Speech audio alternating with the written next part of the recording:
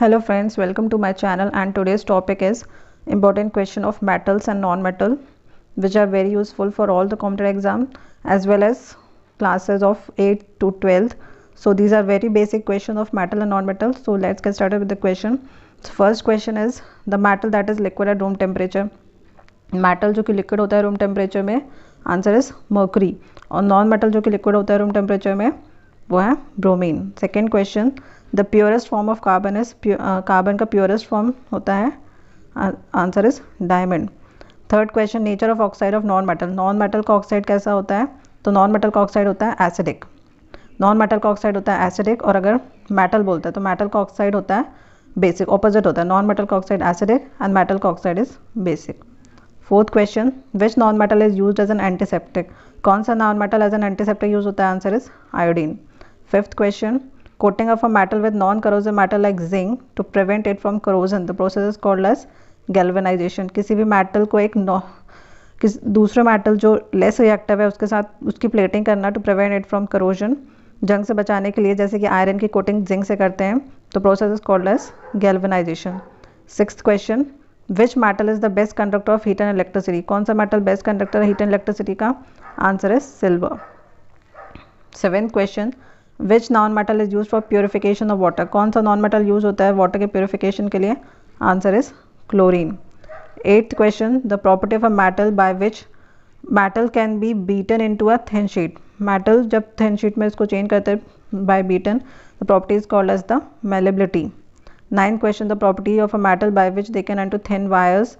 Metal को beat करके thin wires में चेंज करना, the process is called as the ductility. Sheet में चेंज करते हैं तो प्रोसेस होती है मेलेबिलिटी. शीट में चेंज करते हैं तो process malleability, and thin wires में चेंज करते हैं तो वो होती है ductility. Tenth question, which is the most malleable and ductile metal. सबसे ज़्यादा मेलेबल एंड डक्टाइल मेटल कौन सा है? Answer is gold and second है silver. 11th question, lustrous non metal. Lustrous non metal, lustre mean shiny. Shiny non metal, non metal की property होती है वो शाइनी नहीं होते, तो ये एक्सेप्शन है. Lustrous non metal is iodine.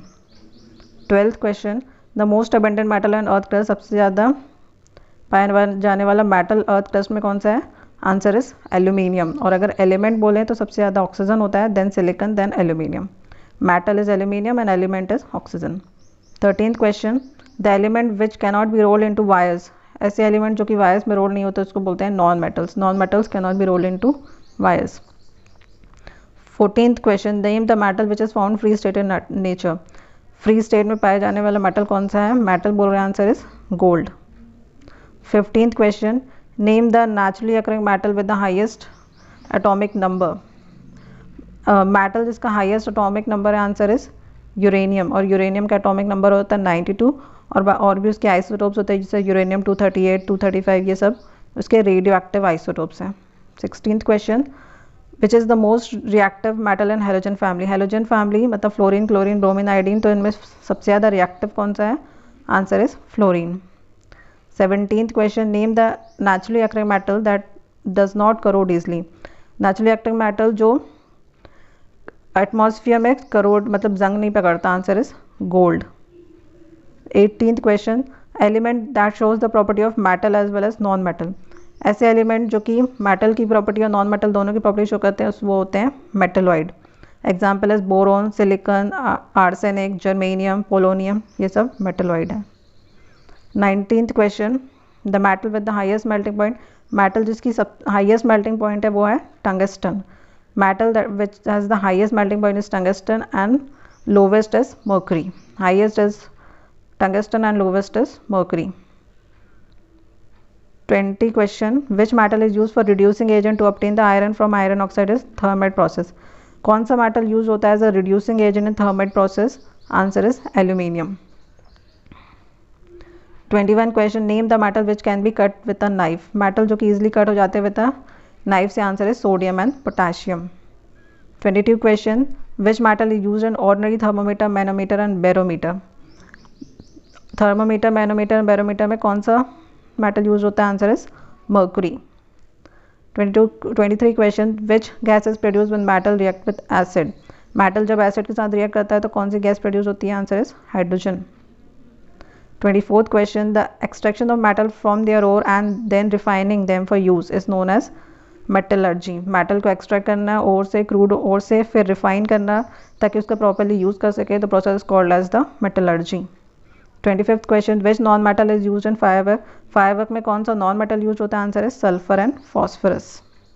26th question, the homogeneous mixture of two or more metal. या तो मेटल एंड नॉन मेटल का होमोजीनियस मिक्सचर क्या होता है? Answer is alloy. Homogeneous mixture two or more metal, दो या दो से ज़्यादा मेटल, या तो मेटल एंड नॉन मेटल का मिक्सचर होता है alloy.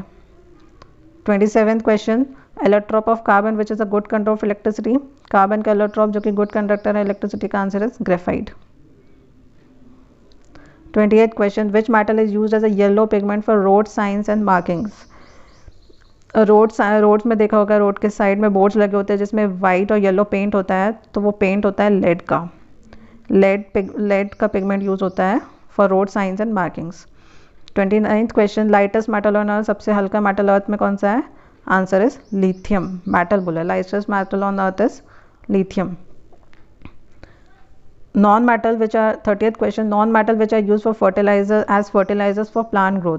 Non metal which are use as fertilisers है, answer is nitrogen and phosphorus. Non metal which are use as fertilizer for plant growth are nitrogen and phosphorus.